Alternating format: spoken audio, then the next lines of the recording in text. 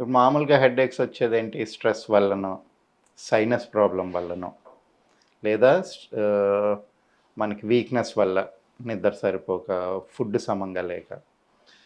కానీ మైగ్రేన్ వచ్చేసరికి అలాగుండదు. మైగ్రేన్ ఏంటంటే షార్ప్‌గా, ఇంటెన్స్‌గా వస్తది. ఒక్కసారి మొత్తం తలంతా పట్టేసి ఇంకే కదలలేరు.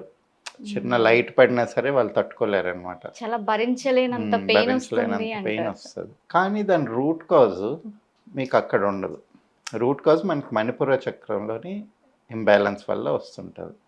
మణిపుర చక్రం అంటే మన నేవల్ చక్ర అంటాం. అంటే మన పంచభూతాల్లో అగ్ని ఏదైతే ఉందో, ఆ అగ్నికి సంబంధించిన ప్రాబ్లమ్ వల్ల ఇదొస్తది మైగ్రేన్.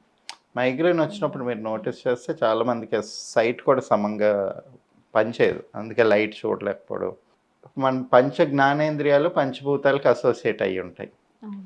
అందులోనే అగ్నికి సంబంధించిందేంటి? విజన్. So, okay. అలా కూడా అసోసియేట్ చేసుకోవచ్చు. అలా చూసినా గానీ మీకు తెలుస్తది.